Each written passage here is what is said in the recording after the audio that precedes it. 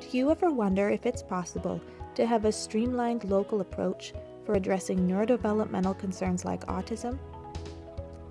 What do you currently do when a child has red flags for a developmental disorder? What are your local resources for screening, assessment, and referral?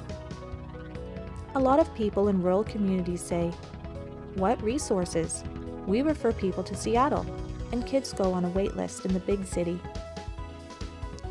Wouldn't it be nice if there was a way to develop a local coordinated community approach to ensure children in rural areas with suspected developmental delays, including autism, got appropriate services and resources in a timely manner?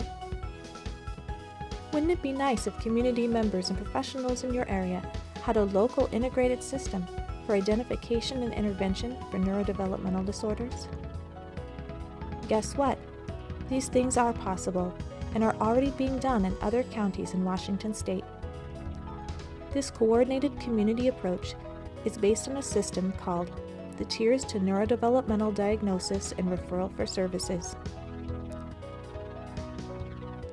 Establishing this system within a community begins with a half-day project called Community Asset Mapping, or CAM.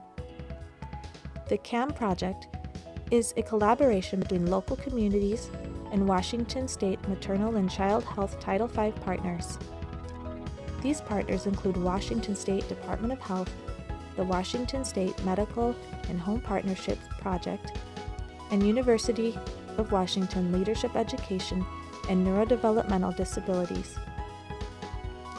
Other communities in Washington have utilized CAM and integrated a new and streamlined approach to local evaluation and referral. This impact is being recognized on a national level due to its usability and efficacy. So what does that mean for us in Grays Harbor and Mason County? Is it possible for us to have a streamlined local approach for addressing neurodevelopmental concerns? Can we have a community asset mapping too? Yes, we can, and we are planning to on October 21st. We will have a strategic roundtable meeting with facilitators specifically trained and skilled in establishing this transformative and unique approach into the small community like ours. This half-day meeting will help families, support organizations, and education, behavior, and medical professionals know where to go for needed resources, services, training, and referrals. The CAM will help us create a working system for local and timely intervention. We will answer the questions, what are our strengths and what are our gaps?